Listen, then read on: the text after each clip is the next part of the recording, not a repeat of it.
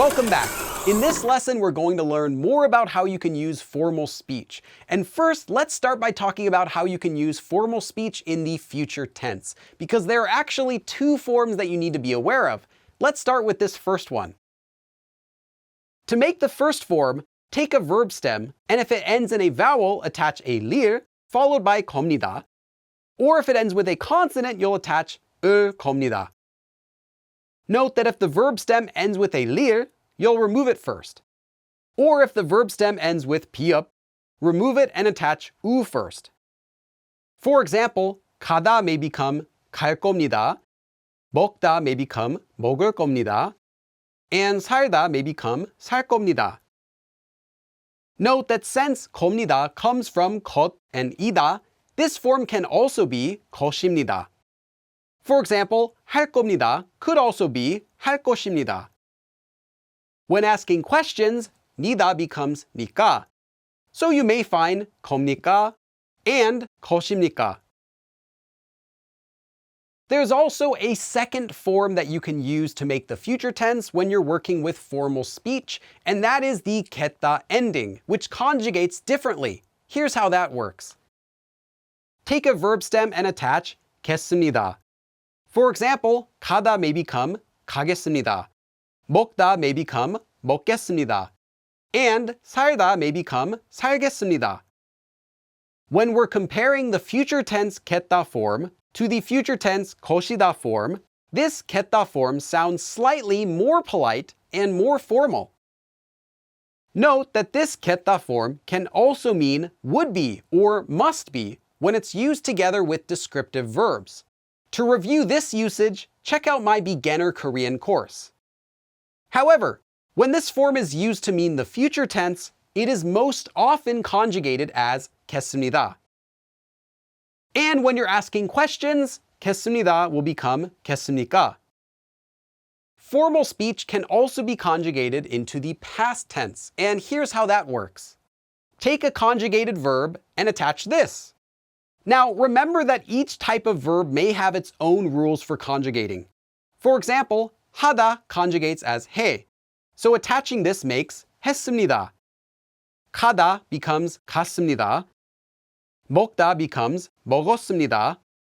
And 살다 becomes 살았습니다. And when you're asking questions, this form becomes 습니까? So then, can you use formal speech when you're speaking with your friends? Well, yes and no. Remember that when you use formal speech, it gives what you're saying more of a respectful feel, almost as if you're speaking officially. So it would be awkward to use formal speech with friends in regular conversations. In English, we might pretend to speak formally by adding fancy words and speech styles. For example, how do you do? Or I shall take care of it. While formal speech in Korean does sound respectful, when used unnecessarily, for example, talking with friends or regular acquaintances, it can sound awkward, overly fancy, or even humorous. And this will depend on the situation. Therefore, formal speech can sometimes be used between friends, in moderation, when you want to sound humorously fancy. This concept also applies to honorific speech, which we'll learn about in a later lesson. One way that you might use or see formal speech used is when making an official announcement or when giving a speech. Formal speech is also used when you're introducing yourself to other people for your first time, such as in a meeting, a classroom, or in the office. And using formal speech will give your speech more of a respectful feel. However, formal speech is not always necessary in these cases. For example, if you're making an announcement to your friends or acquaintances, such as in your classroom, then using formal speech might sound overly official and therefore awkward. So keep in mind who you're speaking with, regardless of the situation. Next, formal speech can also be used when you're writing a formal-sounding letter. So this can be like an announcement at a company, or maybe a letter that a business sends to its customers. Again, this would give the letter an official and respectful feel.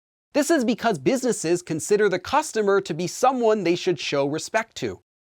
Note that not all letters need to be written in formal speech, only those which are written to sound extra polite like this.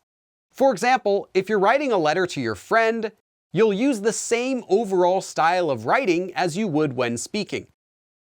Here's a tip. When in doubt about how you should write a letter, consider how you would speak to that person or people directly.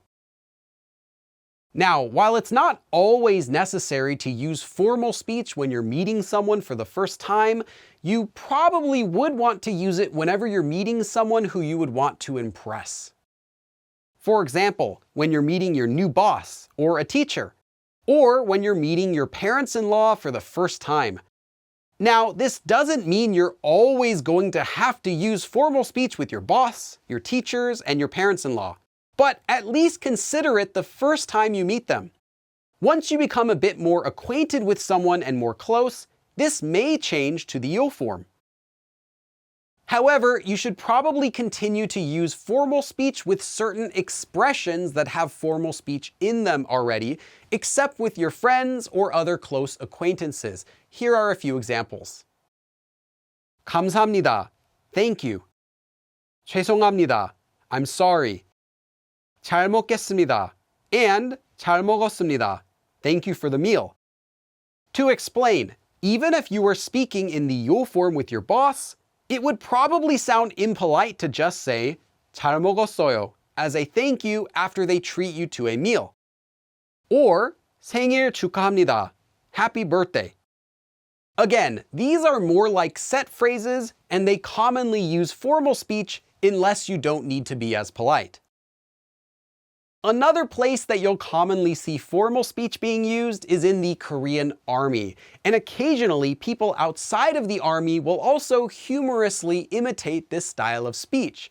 Now, I don't personally recommend speaking like this on a regular basis, but be aware it exists. In the Korean army, it's required that members speak formally, not using the yo form. So, an army member will only use the 니다 and 니까 endings. These can be combined with honorific speech as usual. For example, 하다 could become 하십니다 or 하십니까. But an army leader, when speaking to lower ranks, will just use casual speech. Technically, this will be 해라체, which we'll briefly cover in a later lesson. Now, there is an exception to this. Some army members may use the verb ending 지 말입니다 as a way to bend the rules of only using 니다 and 니까. For example, 하다 in this form could become 하지 말입니다. This combines the ending 지 with 말이다, meaning what I'm saying is, and the 니다 ending, and its usage is equivalent to the regular 지 or 조 ending. Now, this form is famously well known even outside of the army. However, most members in the army would not find this ending appropriate. Now I would like to do a listening practice. So what we're going to do is I'm going to cover an example using some of the concepts that we've learned, and then we're going to listen to a native Korean speaker read the listening practice. For this example, we have Kim Chul-soo introducing himself to us using formal speech. 안녕하세요. Hello. 저는 김철수라고 합니다. My name is Kim Chul-soo. 24살이고 지금은 대학교 학생입니다. I'm 24 years old and now I'm a college student. 사진 찍는 것을 좋아합니다. I like taking photos. 만나서 반갑습니다. Nice to meet you. 안녕하세요. 저는 김철수라고 합니다. 24살이고 지금은 대학교 학생입니다. 사진 찍는 것을 좋아합니다. 만나서 반갑습니다. I have a few more notes for this lesson, but first try to take this quick quiz. You can pause the video here and then resume it when you're ready. Here are the answers. The first one is false. Any sort of written letter must be written using formal speech. This is not accurate. Next, true. It's not necessary to use formal speech when giving a speech to people who you would normally not use formal speech toward.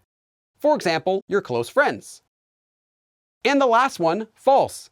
You should always use formal speech when meeting someone new, no matter who it is. You'll actually speak differently depending on who it is, as we learned. Again, while it's not necessary, formal speech can also be used towards strangers, service workers, or anyone else who you're not acquainted with. Using formal speech in these situations instead of the more common you'll form shows extra respect, and therefore sounds even more polite. But here's a tip. Instead of worrying about every possible situation when and where to use formal speech, I recommend to focus more on the overall feel of formal speech, as we learned. So in this lesson, we talked more about formal speech, and in the next lesson, we're going to learn more about honorific speech as well as how to use that. So I'll see you in the next lesson. 그럼 다음에 또 봐.